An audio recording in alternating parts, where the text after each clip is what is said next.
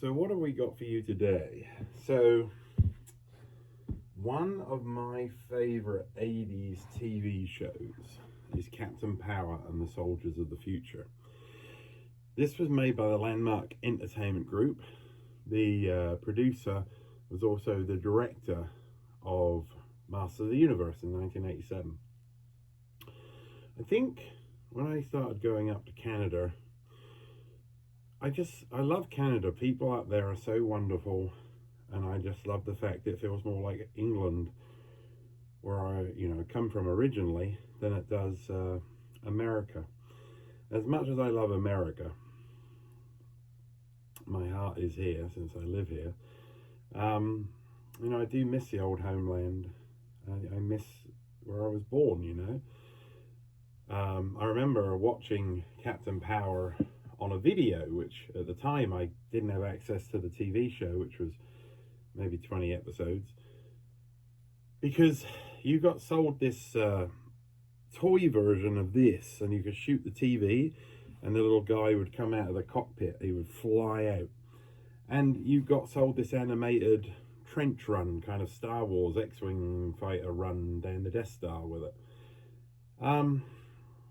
Obviously the TV show was designed to sell toys, but it had some really great actors and it had some really great directors, and for the money, which was $1 million an episode, they pulled off some incredible feats.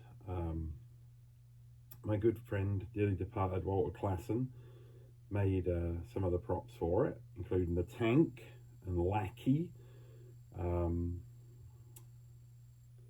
Miss you, Walter. I'm glad that I've managed to continue to keep your legacy alive, talking about your props. I'm still amazed at how few people know of your contribution to the world of TV production and movie production. And of course, you can go back and look on the Propstop vids and you'll see my conversation with Walter about Captain Power. But there's many more other interviews that I did with him over the course of a year. And those will be published, every now and then when I get a chance to edit them. Because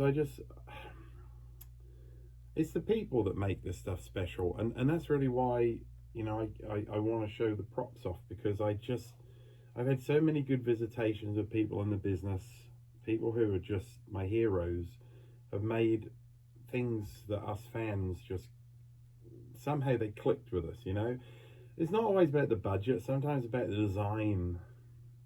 And these props, I really value the story on them as much as I value, the props themselves. So in this case, I'm kind of jumping all around here, I do apologize. In this case, these two pieces are very separate stories. One, from a very kind stuntman up in Canada. The Dredd Trooper there is one of the only examples. There are several of these out there, but they're all the actual remakes of the armor that was sold by Marco Enterprises. This is 100% real Dredd Trooper armor. It doesn't have the undersuit, which has got all the wires on it, and I'm missing one glove, but other than that, it is literally complete. I still don't understand how, after watching, the whole 20 episodes now on YouTube in high definition, they've been upscaled due to a fan. I can't even believe I have to say a fan did it. It should be the TV company who releases it. But yeah, a fan has made it now that you can go and look at this stuff in HD. You could probably even match this stuff. It's so clean. And well, I just love this piece. So one of these days I'm going to make the armor for it to go underneath. It's just like a body stocking with all these wires from TV sets, multicolored wires glued all over it. And I think that will give it a little bit extra, come to life a little bit better. But it looks good in the picture here I'm seeing. And you'll see the green on there, which is where they green screened in the place that was actually red on TV. And then you could shoot at the TV, and if the TV shot back at you and you didn't press the button at the same time, your spaceship blew up. So I've just always loved this. And the thing I can't believe it is, this gentleman worked till the end of production. And then at the very end of production, they couldn't pay him. So they paid him in this suit. And I just think that's just an incredible story, because there must have been at least 10 to 20 of these made, and they have disappeared off the face of the earth. It just so happens that there is this one, this incredible Dredd Trooper, that then made the journey to, you know, my collection. And I'm so pleased with this piece. I'd been asking around in Toronto where they had made Captain Power, you know, does anybody have anything? And the word was out probably for 15 years that I was looking, and then it kind of snowballed, and people, eventually someone got back to me, and it was yeah, something I truly love, this piece, you know. And then unbelievably enough, within that same 3 months, this thing came my way.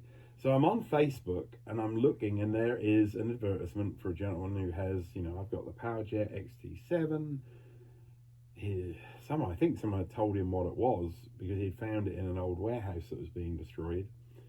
And he also had some other little bits and pieces too. Nothing from Captain Power, but the only 2 models ever to come up was the black version of this, which is a completely different sculpt, and it's the evil Dredd, Lord Dredd's fighter. That one was in Mike Moore's collection, was in terrible condition. Looks like it had been through the wars, pieces missing.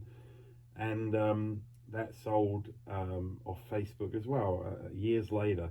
But this is, I think, circa, you know, late 20, like somewhere in like just before COVID. So this is the Powerjet XT7. You may have seen it. I've shown it off a number of times before. Here is the battery compartment. The stand that was made by my good friend who did Making Megaforce. He just did an incredible job on the restoration. The wing was hanging a little bit low. The lighting weren't working. Actually, it was in really good shape considering that. So it was shipped all the way from LA to the Midwest, and then it went all the way from the Midwest to Portland, and then it came all the way very strange how these things work out. So yeah, it is got the lights in still, the nose cone over here. You can pull that off, and it's got a switch in there, toggle switch left and right. That makes the guns here light up, and it makes the back lights light, and there's also lights all over it. But this is the only model miniature made for the Powerjet XT7 from Captain Power. Every single shot that you see in it is a match, because this is the only one. All of the incredible damage here matches exactly. You know, you're going to think me crazy at home, but I have always said I could have been offered an XT7, or I could have been offered an X-Wing fighter. And at the time, I think an X-Wing fighter probably would have been valued at $1 million. And this might have been 20, 15, 10, I don't know. Whatever anybody who loves...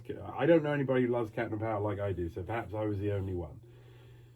But in my opinion, I would say, even though the money is extremely nice to think about, if I'd had the choice of owning this or the X-Wing, I would have taken this. Now, whether that shows that I'm crazy or I just love what I love, I don't know.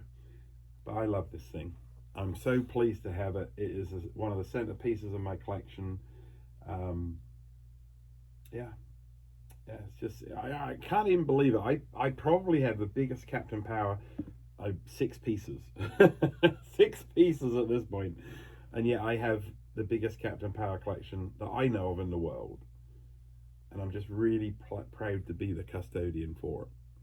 So we have other Captain Power stuff coming down the road. But for the meantime, I just wanted to get these 2 pieces showing up here. I appreciate your interest, and hopefully we'll have some more Captain Power stuff coming to you soon. In the meantime, take care of yourselves, and we'll see you again.